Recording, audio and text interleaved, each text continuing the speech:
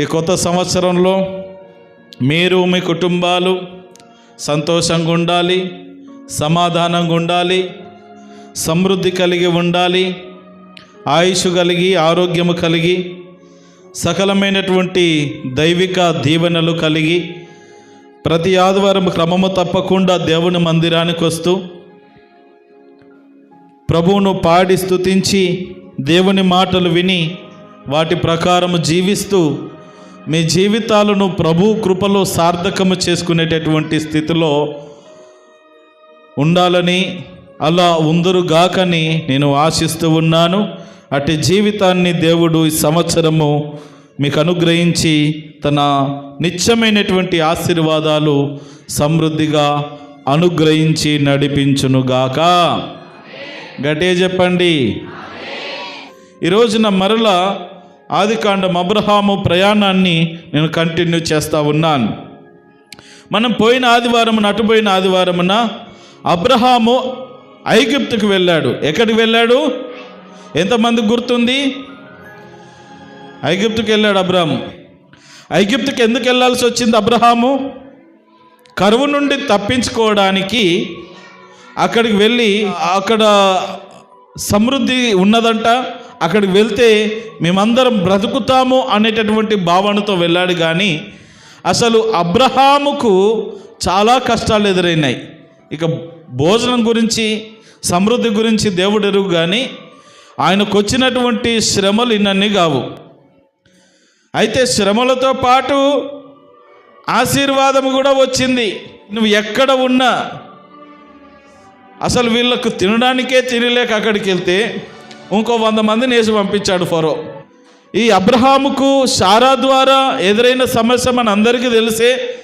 కానీ దేవుడు అబ్రహాము పక్షాన ఉన్నాడు గనుక దేవుని మహా గొప్ప కృపను బట్టి శారా విరిపించబడింది. అబ్రహాముకు ఏమీ కాలేదు, అందరూ బతికి బట్టగట్టారు. దానికి తోడు ఫరో ఇచ్చినటువంటి ఆస్తిపాస్తులు, ఫరో ఇచ్చిన పని మనుషులు ఎవరైతే ఉన్నారో వాళ్ళందరినీ ఎంటేసుకొని ఐగుప్తు దేశాన్ని దాటి వచ్చారు. ఇక్కడ మనం జ్ఞాపకం చేసుకుందాం. ఆ ఐగుప్తు దేశం నుండి వాళ్ళు బయటకు వచ్చిన తర్వాత ఏం జరిగింది అనేటటువంటి విషయాలను ఈ రోజున మీకు ఒక 3-4 విషయాలుగా విభజించి నేను ముగించాలని ఆశిస్తూ ఉన్నాను. మొదటి నుండి చదువుదాం. 13వ అధ్యాయం మొదటి నుండి చదివితే మనకు అర్థమవుతుంది. చదవగలిగిన వారు మైకు దగ్గరలో పెట్టుకొని ఫాస్ట్గా చదవాలా, అలక్ష్యంగా ఉండొద్దు, శ్రద్ధగా చదవాలి. రైట్. అబ్రహాము తనకు కలిగిన సమస్తమును తన భార్యను తనతో కూడనున్న లోతును వెంటబెట్టుకొని ఐగుప్తులో నుండి నెగెబునకు వెళ్ళెను. అబ్రహాము వెండి బంగారము పశువులు ఏమేమున్నాయంట అబ్రహాముకు? ఐగుప్తు దగ్గర నుండి పాలస్తీనా దక్షిణ దిక్కుగా నెగెబు అనేటటువంటి ప్రాంతానికి ఐగుప్తులో సన్మానం చేసుకొని బయలుదేరాడు కదా, మంచి సన్మానం చేసుకున్నాడు. ఈ బయటకు వచ్చిన తర్వాత మనం గమనిస్తే కరువులో ఉన్నప్పటికంటే ఐగుప్తుకు వెళ్ళక ముందు కంటే ఐగుప్తు నుండి వచ్చిన తర్వాత ఇంత ఆస్తిపాస్తులు ఎక్కువైపోయినాయి. ఎందుకంటే అక్కడ నుండి కొంచెం పట్టుకొచ్చుకున్నారు కదా. అందుకని ఇక్కడ స్పష్టంగా వివరించబడింది, అబ్రహాము వెండి బంగారం ఉన్నది, పశువులున్నాయి, కలిగి బహుధనవంతుడై ఉండెను. హల్లెలూయా. బహుధనవంతుడిగా మారిపోయాడు. ఇక కరువు నుండి తప్పించబడ్డాడు. మరలా తనకు ఏ వస్తువులు ఏ పశువులు ఉన్నాయి అవన్నీ కూడా విస్తరించాయి. తనకున్న బంగారము అధికమైంది, తనకున్న వెండి అధికమైంది. తర్వాత జరవంది, అతడు ప్రయాణము చేయుచు దక్షిణము నుండి బేతేలు వరక అనగా జాగ్రత్తగా వినండి. ఎక్కడికి? మరలా ఇంతకు ముందు ఏ చోటకి వెళ్ళాగాడో మరలా అక్కడికి నడిపించాడు దేవుడు. ప్రేమ దోంబిడ్లరా, కొన్నిసార్లు మన మార్గము సరిగా నడుస్తున్నప్పుడు కొన్ని ఆకర్షణీయంగా, కొన్ని షార్ట్ కట్స్ కనబడుతూ ఉంటాయి. ఏంటి, కొన్నేమో కొంచెం దూరమైన ఇట్ట పోదాంలే అని అనిపిస్తుంది, కొంచెం కష్టమైన ఈ మార్గంలో పోదాం దగ్గర ఉంటుందిలే అని అనిపిస్తుంది. రెండు కూడా ప్రమాదమే. నువ్వు నడవవలసిన ప్రయాణంలో చిన్నగా చక్కగా నడిస్తే దేవుడు చక్కగా మిమ్మల్ని నడిపిస్తాడు, అంతే. అంతేగాని అక్కడిక్కడ దిక్కులు చూస్తూ ఆగిపోయామంటే ఎక్కడ ఆగిపోతామో తెలియదు మన ప్రయాణం. వీళ్ళు కొంచెం రాంగ్ రూట్లో రాంగ్ డైవర్షన్లో వెళ్ళాడు కదా అబ్రహాం. మరల దేవుడు ఎక్కడ నడిపించాడంటే, ఇంతకు ముందు మనము ఇదే 12వ అధ్యాయం 8-9 వచనాల్లో చూస్తాం. అది ఎక్కడ, బేతేలుకును హాయికి మధ్యలో గుడారం వేసుకొని అక్కడ దేవునికి బలిపీఠం కట్టి అక్కడ ప్రార్థన చేసే స్థలం అది. మరలా అక్కడికి వచ్చాడు. రైట్, ఇప్పుడు సరిగా ప్రార్థన చేసుకో. ఇప్పుడు సరిగా మోకాలే, నువ్వు అప్పుడు సరిగా ఆనుకోలేవు నా మీద.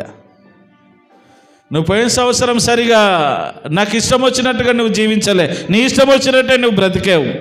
ఈ సంవత్సరం ఇచ్చాను కదా, మరల ఇక్కడ నడిపించాను కదా, కొంచెం సరి చేసుకో, కొంచెం మరలా పద్ధతి మార్చుకొని మరల ఎక్కడికి, పూర్వము తాను నివసించినటువంటి బేతేలు హాయికి మధ్యలో గుడారం వేసుకున్న ఆ ప్రదేశమునకు వచ్చాడు. చదవండి. తాను మొదట బలిపీఠము కట్టిన చోట చేరెను. అక్కడ అబ్రహాము యెహోవా నామమున ప్రార్థన చేసెను. హల్లెలూయా. పూర్వం ఏ స్థానంలో అయితే బలిపీఠం కట్టి ప్రార్థన చేశాడో మరలా అదే స్థానంలో బలిపీఠము కట్టి ప్రార్థన చేస్తూ ఉన్నాడు. దేవునికి మహిమ కలుగును గాక. హల్లెలూయా. ఈ రీతిగా బలిపీఠము కట్టినటువంటి అబ్రహాము చేసినటువంటి పని ఇక్కడ సీను సడన్గా మారిపోతూ ఉంటుంది. ఏంటి, చదవండి ఒకసారి 5వ వచనం చదవండి. అబ్రహాముతో కూడా వెళ్ళిన లోతుకును గొర్రెలు గొడ్లు గుడారములు ఉండెను గనుక వారు కలిసి నివసించుటకు ఆ ప్రదేశము చాలకపోయెను. ఎందుకనగా వారి ఆస్తి వారు కలిసి నివసించలేనంత విస్తారమై ఉండెను. హల్లెలూయా. ఇక్కడ అబ్రహామును చూసి ఇంకో పాఠాన్ని కూడా మనం నేర్చుకోవాలా. తనను నమ్ముకొని వచ్చినటువంటి, తండ్రి లేని స్థానంలో తండ్రిగా ఉన్నటువంటి ఈ అబ్రహాము, వీడు నాకు పుట్టినోడు కాదు కదా, నా ఆస్తి వీనికెందుకు పంచాలా, నా ఆస్తి నేనెందుకు ఇవ్వాలని అనుకోలే. చూడండి, ఒక క్రమశిక్షణలో ఒక తండ్రి స్థానంలో ఉండి లోతును ఎలా పెంచాడో మనకి ఇక్కడ అర్థమవుతా ఉన్నది. రేబాయ్, నా ఆస్తి నాదే, నీది నీవే, ఇదిగో నీకు ఇస్తున్నాను, దీన్ని నువ్వే వృద్ధి చేసుకోవాలా. ఇక నీది మరలా నేను అడగను, నీకు చెంది నువ్వు ఎంత సంపాదించుకుంటే అదంతా నీదే. నీకు నాకు మరలా తర్వాత గొడవలు రాకూడదు, పోట్లాట పెట్టుకోకూడదు, కోర్టులకు వెళ్ళకూడదు, కేసులు పెట్టుకోకూడదు. కొడుకులు తండ్రులు పోలీస్ స్టేషన్కి వెళ్ళి కేసులు పెట్టుకోకూడదు. దేని కొరకు? ఆస్తి తగాదాల విషయంలో. కాబట్టి నీ దారి నీది, నా దారి నాది. మనం కలిసి బ్రతుకుదాం, కలిసి అందరము కలిసి ఈ మందలు మేపుకుందాము. కానీ నీ మందలు నీవే, నా మందలు నావే. నీ వెండి నీదే, నా వెండి నాదే. నీ బంగారం నీదే. అంటే ఎవరు ఏది సంపాదిస్తుంది వాళ్ళదే. ఎక్కడ కూడా డిస్టర్బెన్స్ లేకుండా బ్రతికాడు. జ్ఞాపకం చేసుకోవాలి, ఒకవేళ ఇప్పుడు అబ్రహాము లోతును విడిచిపెట్టినా తన కాళ్ళ మీద తాను నిలబడగలుగుతాడు. రే, నీకు చిల్లి గవ్వివ్వను, ఎక్కడికి వెళ్ళి బ్రతుకో అని అనే రకము కాదు. తనకు కావలసింది ఏంటో, తనకు ఏదేది అవసరమో అన్నీ సమకూర్చాడు. తన కాళ్ళ మీద తాను నిలబడగలిగినటువంటి స్థితిని కల్పించాడు అబ్రహాము లోతునకు. ఇప్పుడు ఇద్దరి ఆస్తి, ఇటు అబ్రహాము ఆస్తి, పనివాళ్ళు, మందలు అన్నీ పెరుగుతూ వస్తూ ఉన్నాయి. ఇటు లోతు ఆస్తి, ఈ యొక్క పని వాళ్ళు పెరుగుతూ వస్తూ ఉన్నారు. ఇక వాళ్ళకొక ప్రాంతము సరిపోలేకుండా ఉన్నది. ఎందుకంటే అన్నీ కలిసిపోయి ఇబ్బంది. ఈ మందలన్నీ కలిసిపోయి అసలు వాళ్ళు కలిసి నివసించలేనంత గొప్ప ఆస్తిపరులైపోయారు. దేవునికి మహిమ కలుగును గాక. హల్లెలూయా.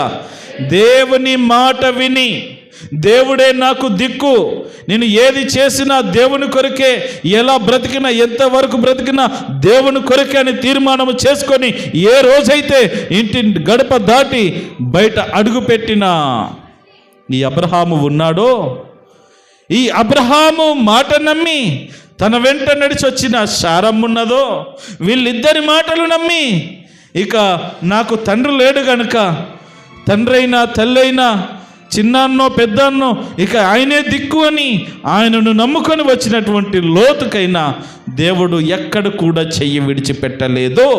హల్లెలూయా. దేవుడు తన పక్షాన నిలబడుతూ వచ్చాడు. వారికి ఏ అక్కర్లు ఉన్నా, ఏ అవసరతలున్నా వాటిని తీరుస్తూ నడిపిస్తూ వస్తూ ఉన్నాడు. దేవునికి మహిమ కలుగును గాక. ఆ రీతిగా మొత్తం మీద వాళ్ళు సమృద్ధి కలిగి ఉన్నారు. ఎలా కలిగి ఉన్నారు? సమృద్ధి కలిగి ఉన్నారు. అయితే ఇక్కడ ఒక సమస్య వచ్చింది. మనందరికి కూడా అంతేనండి. కొంచెం అన్నీ అమ్మయ్య అని గాలి పీల్చుకునే టయానికి అంత బాగుంది, ఇక ముందుకెళ్దాం, ఇక నాకు ఏ బాధ లేదు, ఇక నాకు ఏ కష్టం లేదు, ఇక నాకు ఏ ఇబ్బంది లేదు అని ఎప్పుడైతే కాస్త ఊపిరి పీల్చుకుంటూ కాస్త ప్రశాంతంగా బ్రతుకుదామని అనుకుంటామో అప్పుడే సమస్యలు, అప్పుడే కంపలన్నీ నెత్తి మీదకి వచ్చి పడతా ఉంటాయి. అలాంటి పరిస్థితి ఇక్కడ అబ్రహాము జీవన యాత్రలో ఎదురయ్యింది. ఇప్పటివరకే ఒక భయంకరమైన నెత్తికి తగిలించుకున్న పరికంపను విడిపించుకొని ఐగుప్తు నుండి బయటకు వచ్చేసాడు. అమ్మయ్య అని ఇప్పుడు గాలి పీల్చుకునే టైం అబ్రహాముకు కదా. దేవానికి స్తోత్రం నాయనా, ఆ గండం నుండి గట్టెక్కించావు, నీకు స్తోత్రాలని స్తోత్రం చెప్పి ఇక మరలా అట్లాంటి ఏ జోలికి పోను, ఎవరి జోలికి పోను, నా బ్రతుకు నేను బ్రతుకుతాను, నేను సేవిస్తూ బ్రతుకుతాను ఒక తీర్మానం చేసుకొని తన పనులు తను చేసుకొని కాస్త ఉపశమనముగా బ్రతికేటటువంటి ఆ సమయమున జరిగిన మరి యొక్క సందర్భం చూడండి. అప్పుడు అబ్రహాము పశువుల కాపరులకును లోతు పశువుల కాపరులకును కలహము పుట్టెను, గొడవ వచ్చింది. వాళ్ళ ఐగుప్తు దేశము నుండి వచ్చిన తర్వాత కొద్ది కాలము, కనీసము వారం రోజులు ప్రశాంతంగా ఉన్నారో లేదో గొడవలు స్టార్ట్ అయినాయి. ఎవరికి? అబ్రహాము లోతుకు కాదు. సమస్య గమనించండి. సమస్య ఎప్పుడు కూడా నీ నుండి నా నుండే ప్రారంభము కాదు. ఎక్కడో మూలన ప్రారంభించబడి అది వచ్చి మన వరకు వచ్చేస్తుంది. మన దోంపిడ్లారా జ్ఞాపకం చేసుకున్నట్లయితే ఇక్కడ గొడవ వచ్చింది, ఒక పెద్ద సమస్య వచ్చింది. అసలు సమస్యలు రావడానికి కారణం ఏంటంటే అసలు ఇది ఇక్కడ ఇందాక చెప్పబడిన రీతిగా ధనం. జ్ఞాపకం చేసుకోండి, చాలామంది ధనం వెంట పరిగెడుతూ ఉంటారు.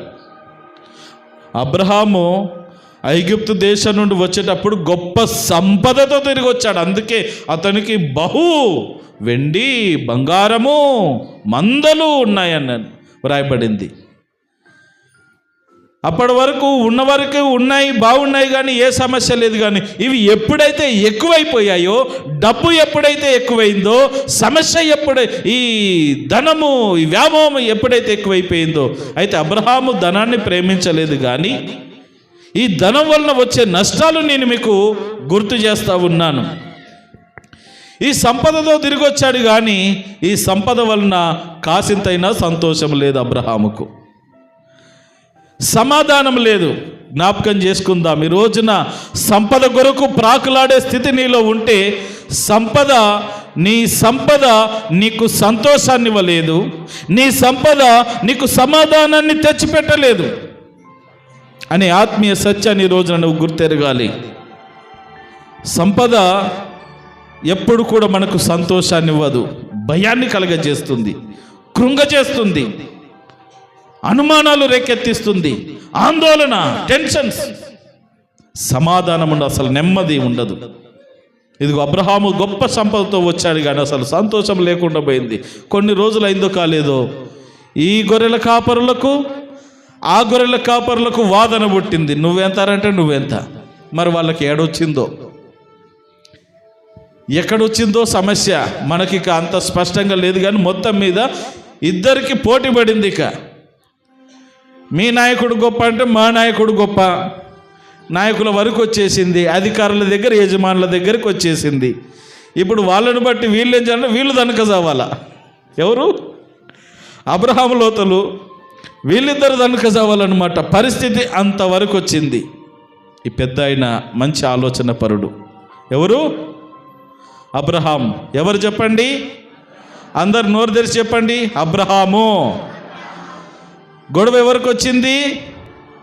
అబ్రహాముకు లోతుకు కాదు, అబ్రహాము గొర్రెల కాపరులకు, లోతు గొర్రెల కాపరులకు, వాళ్లకు గొడవ ప్రారంభించబడి ఆ సమస్య వీళ్ళ దాకా వచ్చిందంటే వీళ్ళు కొట్టుకొని తన్నుకునేంత వరకు వచ్చేసిందనమాట. ఇప్పుడు ఈ అబ్రహాం అంటా ఉన్నాడు లోతుని పిలిచి, లోతు ఇలా ఉంటే సమస్య ఇంకెక్కువైపోతూ ఉంటుంది. చిన్న ఉన్నప్పుడే తుంచి వేసుకుంటే కొంచెం బాగుంటుంది. ఎప్పటికైనా కలిసి ఉండేవాళ్ళం. ఇలా కలిసి విడిపోయే కంటే కాస్త దూరంగా ఉండి, నువ్వో ప్రాంతంలో నేనో ప్రాంతంలో ఉండి దూరంగా ఉండి కలిసి బ్రతుకుదాం. ఎప్పుడైనా ముఖం చూసుకుంటే పెద్దనాన్న చిన్నాన్న నువ్వు నన్ను బలకరించాలా, ఎరా అబ్బాయి బాగున్నావా నేను నిన్ను బలకరించే స్థితిలో ఉందాం. దగ్గర ఇదే రాసుక పూసుకుంటూ తిరిగి నువ్వెంత నేనెంత అని ఈరోజు వాళ్ళు అన్నారు, రేపు నేను అనుకోవాల్సి వస్తుంది.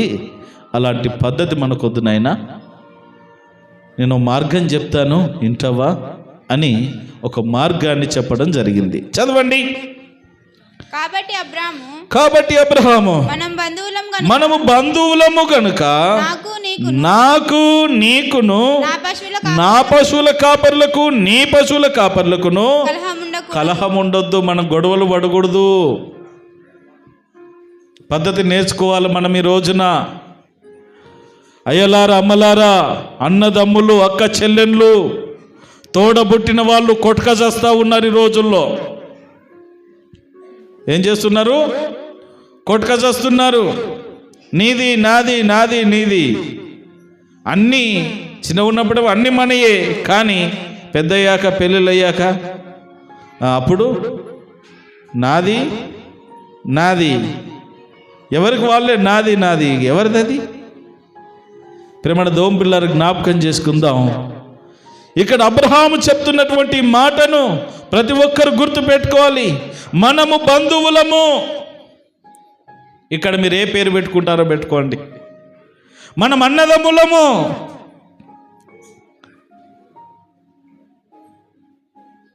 మనము స్నేహితులము.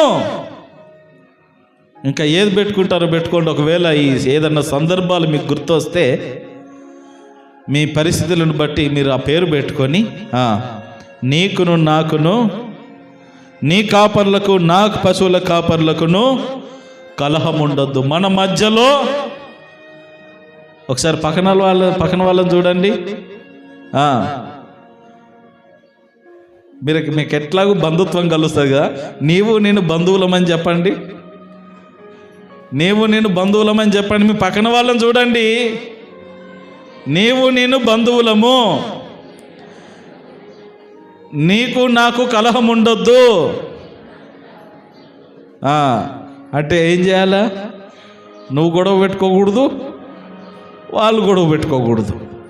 అప్పుడే కదా కలహం ఉండండి. ప్రేమ దోంపిల్ల ఎలాంటి వాళ్ళకి ఎంతమందికి ఇలాంటి ఆలోచనలు వస్తూ ఉన్నాయి. మనం ఏంటంటే కయ్యానికంటే కాలు దూవుతాం. రా చూద్దాం రా, చిటికేసుకుంటూ రెంకలేసుకుంటూ పరిగెడతా ఉంటాము. ఒక్క గుద్దుగుత్తే కింద పడతాం.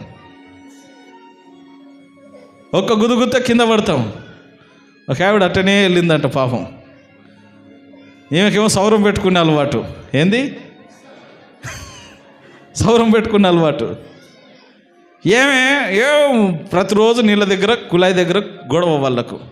ఇప్పుడు అంటే సమృద్ధిగా నీళ్ళు వస్తున్నాయి మనకు. అప్పుడు ఒక్క ట్యాంక్, విలేజ్కి ఒక్క ట్యాంక్ పెట్టి ఒక గంట సేపు వదిలి పెడతా ఉంటే వీళ్ళు పోట్లాట. ఆమె సింగులు చెక్కి రాయి ఎన్నిసార్లు ప్రతిరోజు వస్తున్నా నా బిందె తీసేసుకుంటా ఉన్నవని పళ్ళు కొరుక్కుంటూ వచ్చి పోయి ఈ సౌరం పెట్టుకున్నామే ఎదుట ఆమె శీక పట్టుకున్నది. ఆమె శీక పట్టుకున్నప్పుడు ఈమెకుంటుందా? నా శీక పట్టుకుంటావని ఈమె శీక పట్టుకొని లాగేసరికి మొత్తం సౌరం.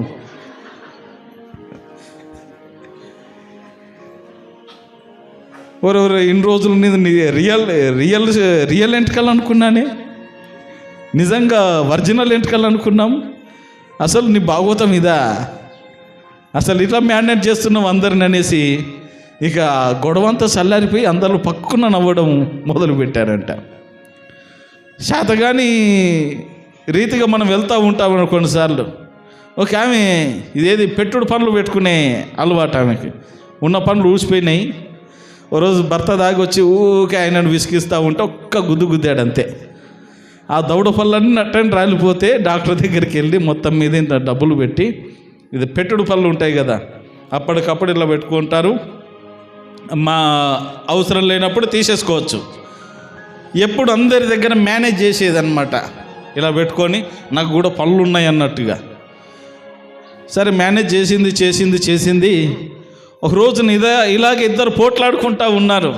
చీపురు గట్టలు కట్టుకొని బయట ఊడ్చుకుంటూ ఈ అక్క ఆ అక్క, అప్పటి వరకు అక్క వీళ్ళు భలే మాట్లాడుకుంటారు. అక్క వదినే మరదలు అనుకుంటూ భలే మాట్లాడుకుంటారు. వాళ్ళకి ఏదైనా పోటీ పడినప్పుడు చూడాలా ఉంటుంది చూడండి. ఇక వాళ్ళకి ఏదైనా కోపం వచ్చినప్పుడు, పోటీ పడినప్పుడు ఇక అసలైన స్వభావము, అసలైన భాష, మంచి లాంగ్వేజ్ అన్నీ బయటకు వచ్చేస్తూ ఉంటాయి అన్నమాట. ఇక వీళ్ళు ఇంతకుముందు బ్యాచ్లో జుట్లు పట్టుకునే రకం, వీళ్ళు నువ్వెంతే తూని బతుకు అన్నట్టుగా ఊంచుకోవడాలు. ఈమె ఏం చేసిందంటే నా మీద ఉంచుతావనేసి ఈమె తుహు అని ఊస్తే అవున్న పళ్ళ సెట్ అంతా వెళ్ళి ఆ కింద పడిపోయింది. చూస్తే అంత తొర్రి పళ్ళ తోతడి ఏమి లేదు, ఇక పనులు ఏమి లేవు దాంట్లో. వరి అసలు నీ స్థితి ఇదా? ఎన్ని రోజుల నుండి మేనేజ్ చేస్తున్నావమ్మా చూడు.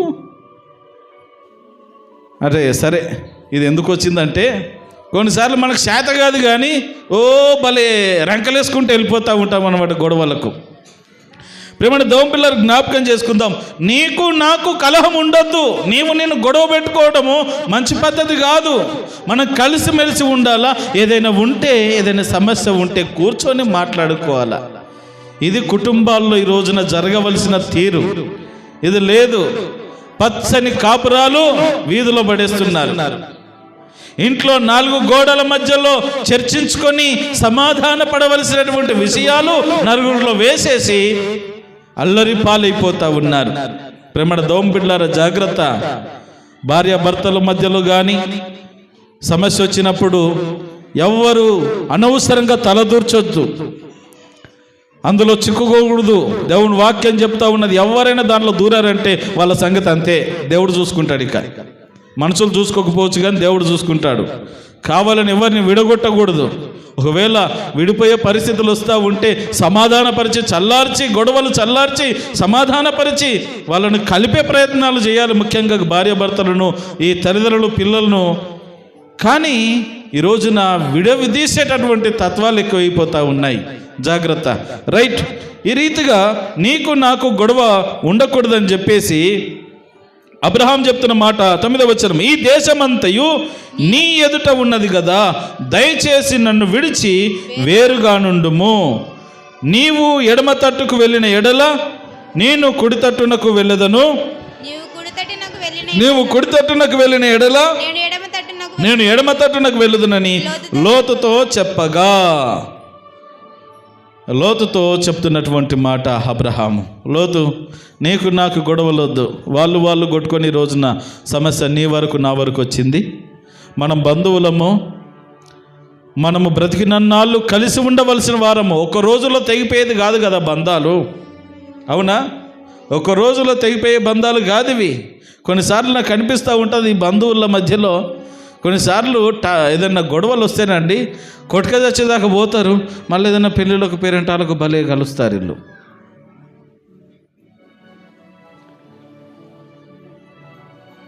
కనీసం వీళ్ళు మా బంధువులు, వీళ్ళు మా వాళ్ళు, వీళ్ళు నా రక్త సంబంధికులు, నా ఇంటి వాళ్ళు అనేటటువంటి ధ్యాస కూడా లేకుండా విచ్చలవిడిగా మాట్లాడేస్తారు. అలా మాట్లాడినప్పుడు మరి అప్పుడెప్పుడో వెళ్తాం కదా, తర్వాత అదేదో ఇప్పుడు గుర్తుకు రాదంటారా? అసలు వాళ్ళకి గుర్తుకొస్తుందంటారా?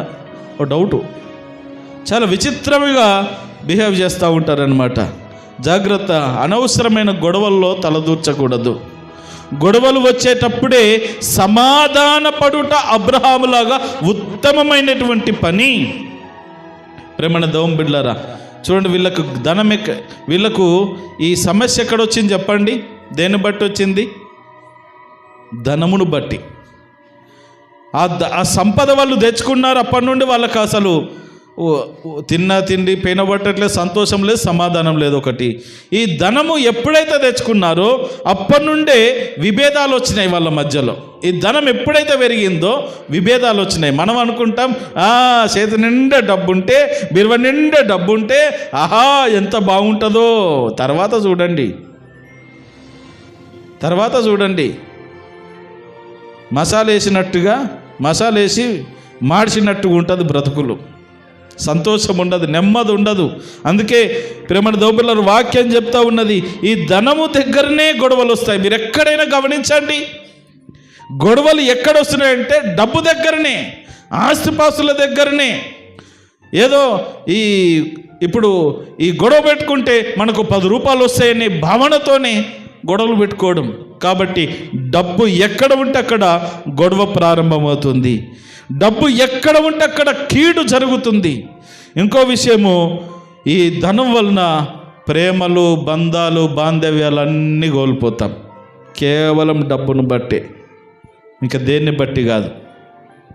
కేవలం డబ్బును బట్టే ఉన్న బంధాలన్నింటినీ కోల్పోయే పరిస్థితులు వస్తాయి. ఇదిగో ఇలాంటి పరిస్థితి అబ్రహాముకు వచ్చింది. కానీ అబ్రహాము చేసినటువంటి పని ఏంటంటే, అబ్రహాము కొంచెం మనం వేరుగా ఉందాం, దూరంగా బ్రతుకుదాం. ఒక మార్గం చెప్తాను. ఒక చోటుకు వెళ్ళారు, అందరిని పక్కన పెట్టేసి ఒక చోటుకు వెళ్ళారు. ఇదిగో లోతు, నువ్వు కుడి తట్టుకు వెళ్తే నేను ఎడమ తట్టుకు వెళ్తాను, నువ్వు ఎడమ తట్టుకు వెళ్తే నేను కుడి తట్టుకు వెళ్తాను. నువ్వు అటు ఉంటావా ఇటు ఉంటావా,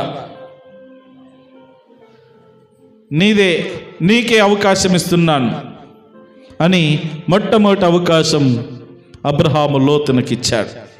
ప్రేమణ దోమ బిడ్లారా, అబ్రహాము ఉద్దేశము ఇక్కడ మంచిదే. ఏంటి అబ్రహాం ఉద్దేశం అంటే, కొంచెం దూరంగా ఉండైనా మనం కలిసి బ్రతుకుదాం.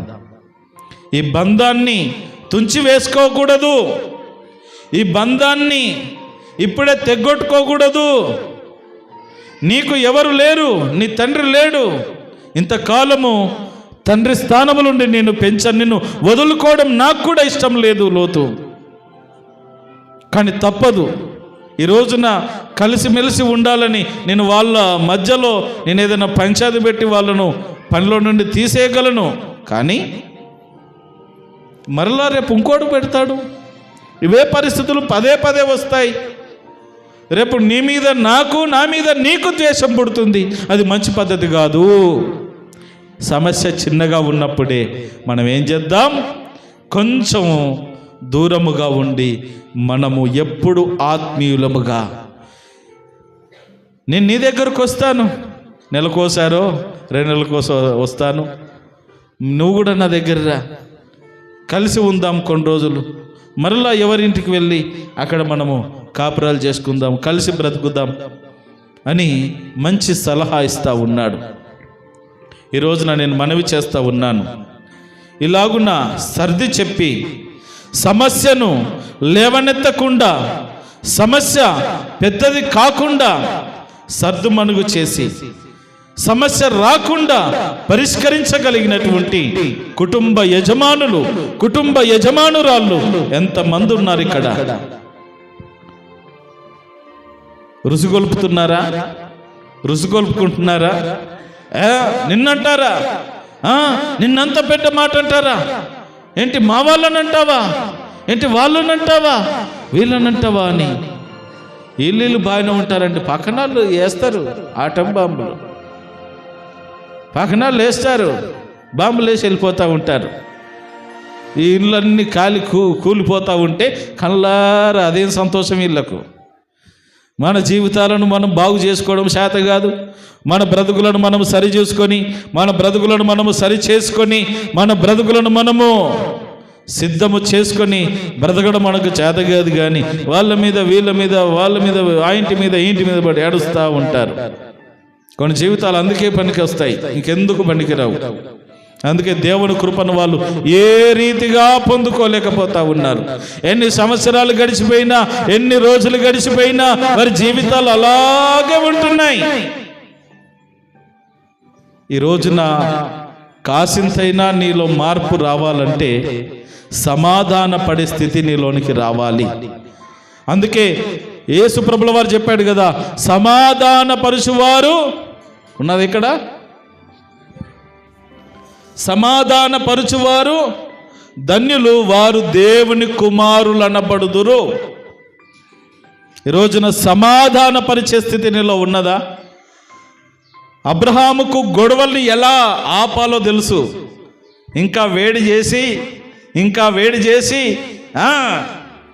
ఎరా మా జోలికి వస్తాయి, లోతు ఇట్రా, ఏంటి మీ వాళ్ళ మా వాళ్ళని అన్నారంటే ఏం సంగతి అనొచ్చు కదా. ఈ స్టైల్ కూడా ఉన్నది అబ్రహాం దగ్గర మాట్లాడాలనుకుంటే. ఎంత ధైర్యంరా, నువ్వా నేనా పెద్దోడిని, నేను చెప్పినట్టు నువ్వు వింటావా, నువ్వు చెప్పినట్టు నేను వినాలా? లేదు, ఏ ఛాయిస్ తీసుకోలే. కుమారుడా, మనము బంధువులము, మనం విడిపోకూడదు, మనము ఒకరినొకరు మాట అనుకోకూడదు. ఈ రోజున ఈ స్థానములో ఆలోచన చేయండి. మనం అన్నదమ్ములము, మనం అక్క చెల్లెళ్ళము, మనం అత్త కోడళ్ళము, ఒకరినొకరు ఆ మాట అదేంది సార్, అత్త గోడలు అనుకోకపోతే ఎట్లా? అత్త గోడలు అనుకోకపోతే ఎట్లా? మరి రూతు నయోమి ఏం అనుకోకుండానే బ్రతికారు. అందుకే వాళ్ళు చరిత్రలో అసలు సిసలైన అత్త కోడళ్ళగా మిగిలిపోయారు. ప్రేమణ దోంబిడ్లారా, అలాగున మనం బ్రతుకుదాం. మనం బంధువులము, మన రక్త సంబంధికులము, మనము దేవుని బిడ్డలము. మనము గొడవలు పెట్టుకోవద్దు. చెప్పండి అందరూ ఒకసారి, నేను దేవుని బిడ్డను, నేను గొడవలు పెట్టుకోను. ఏమ్మా నోర్లు మెదుపుతలేరు ఇప్పుడు, యాడ నిజమవుతుందో అనే అంటే గొడవలు పెట్టుకోవాలని చూస్తున్నారా? నేను దేవుని బిడ్డను, నేను గొడవలు పెట్టుకోను. నేను దేవుని బిడ్డను కనుక నేను సమాధానంగా ఉంటాను, నేను సమాధానపరుస్తాను. అందుకే అబ్రహాము విశ్వాసులకు తండ్రి అయ్యాడు. ఈ రోజున మనము మీ ఇంట్లో గొడవలు వచ్చినప్పుడు, పరిస్థితులు బాగలేనప్పుడు మీరు ఎలా స్పందిస్తున్నారో ఒక్కసారి మిమ్మల్ని మీరు పరిశీలన చేసుకోండి. మిగిలిన పాఠాన్ని వచ్చే వారం మనం ధ్యానం చేద్దాం. అందరూ కూడా తలలు వంచండి, కళ్ళు మూసుకోండి.